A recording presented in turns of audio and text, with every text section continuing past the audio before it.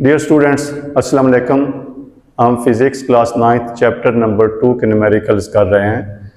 हमारा न्यूमेरिकल है 2.7। आइए सॉल्व करते हैं। A stone is dropped from a height of 45 metre. How long will it take to reach the ground? What will be its velocity just before hitting the ground? अब यहाँ पर stone है, ऊपर से उसको गिराया गया है। तो हमें पता है कि जब कोई चीज़ ऊपर से गिराई जाती है तो गिरने से पहले जब वो स्टार्ट करती है नीचे ट्रेवल करना तो उसकी इनिशियल वेलोसिटी जो है वो ज़ीरो होती है। एक तो ये बात माइंड में रखनी है कि जब कोई चीज़ ऊपर से नीचे गिराई जाती है या नीचे से ऊपर जाती है और दोबारा वो वापस अपना सफ़र करती है शुरू, तो उस वक्त उसकी इनिशियल वेलोसिटी ज़ीरो होती है। दूसरी बात इसमें अहम बात कि जब कोई चीज़ ऊपर से नीचे आती है तो उसका ग्रेविटेशनल एक्सीलरेशन जो है वो +10 मीटर पर सेकंड स्क्वायर होता है। तो हमारे पास जो डिस्टेंस और इसकी हाइट जो है, जो उसने नीचे की तरफ सफ़र तय करना है, वो 45 मीटर है। तो गिवन डाटा में उसका डिस्टेंस है 45 मीटर और चूंकि ऊपर से नीचे आ रही है तो उसकी इनिशियल वेलोसिटी जो है वो 0 मीटर पर सेकंड है और ग्रेविटेशनल एक्सीलरेशन जो है जब कोई चीज़ ऊपर से नीचे आती है तो +10 मीटर पर सेकंड स्क्वायर होता है। अब हमें फाइंड आउट क्या करना है? How long will it take to reach the ground? कितना टाइम उसको लगेगा टू रीच द ग्राउंड? एक तो ये टाइम, यहां से हमें पता चलता है कि हमने टाइम फाइंड आउट करना है। उसके बाद what will be its velocity just before hitting the ground? कि उसकी वेलोसिटी क्या होगी जब वो जमीन से टकराएगी, तो ये वेलोसिटी उसकी फाइनल वेलोसिटी होगी। क्योंकि इनिशियल वेलोसिटी उसकी 0 है और जमीन को जब हिट करेगी तो ये उसकी फाइनल वेलोसिटी होगी। तो हमें टाइम t मालूम करना है और फाइनल वेलोसिटी vf मालूम करनी है। अब हमने फार्मूला सेलेक्ट करना है। तो हमारे पास 3 फार्मूलाज हैं, तो उनमें से हमने देखना है कि कौन सा फार्मूला जिसमें ये सारी वैल्यूज आ रही हैं। अब टाइम t मालूम करने के लिए हमारे पास फार्मूला है S = VIT + ½ GT²।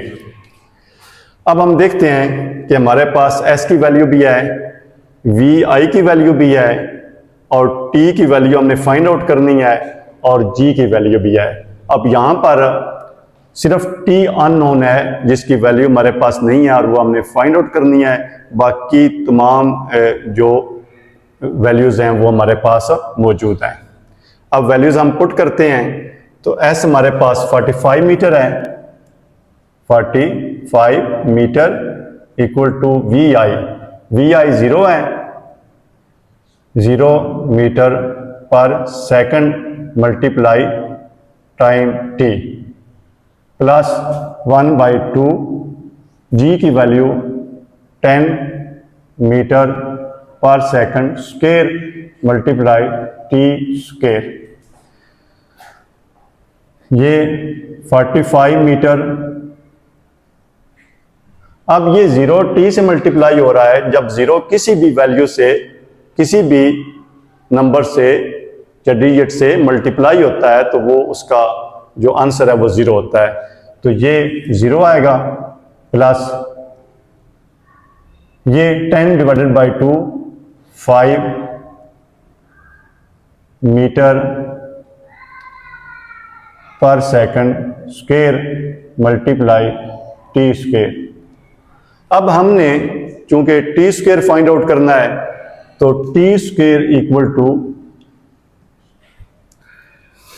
अब 45, ये चूंकि 5 जो है t² के साथ मल्टीप्लाई हो रहा है तो जब t² को सेपरेट करेंगे तो 5 मीटर पर सेकंड स्क्वायर ये 45 को डिवाइड करेगा। तो हम 45 मीटर डिवाइडेड बाय 5 मीटर पर सेकंड स्क्वायर लिखेंगे। सिंप्लीफाई करेंगे, 45 को 5 पर डिवाइड करेंगे, 9 आएगा। 9 मीटर मीटर से कैंसिल हो जाएगा और सेकंड की पावर -2 ऊपर जाके सेकंड की +2 पावर बनेगी।